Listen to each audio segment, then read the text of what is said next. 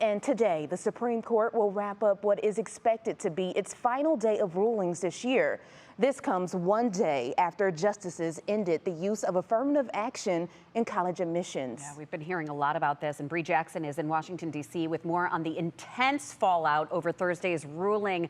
Bree, good morning. Good morning, Maureen. Danielle. President Biden says he strongly disagrees with the Supreme Court's landmark decision on affirmative action. Meanwhile, his political opponents, they're praising it.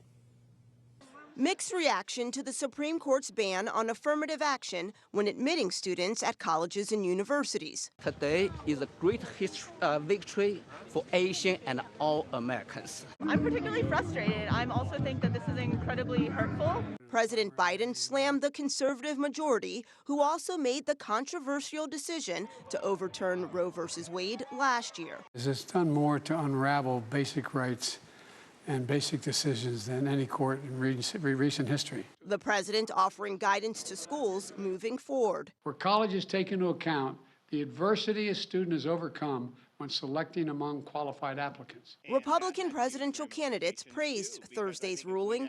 GOP frontrunner, former President Trump, posting, "This is a great day in America." Well, I'm grateful to see the conservative majority that we helped build on the Supreme Court of the United States bring an end to most of affirmative action. That is the absolute appropriate decision for the country. This is the day where we understand that being judged by the content of our character, not the color of our skin, is what our Constitution wants. Today, the High Court is expected to rule on two more high-profile cases. One will decide whether President Biden's student loan forgiveness plan stands. The other, if a Colorado state law that bars businesses from discriminating against LGBTQ customers violates freedom of speech. In response to the affirmative action ban, the Biden administration is laying out a plan that includes holding a national education summit in July and issuing guidelines for schools to use in their admissions process. Maureen? And Bree, during an interview on MSNBC, President Biden was asked about possibly expanding the Supreme Court. What did he have to say about that?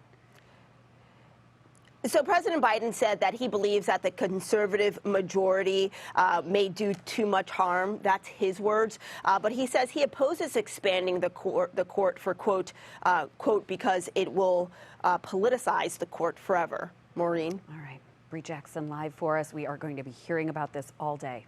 Thank you so much.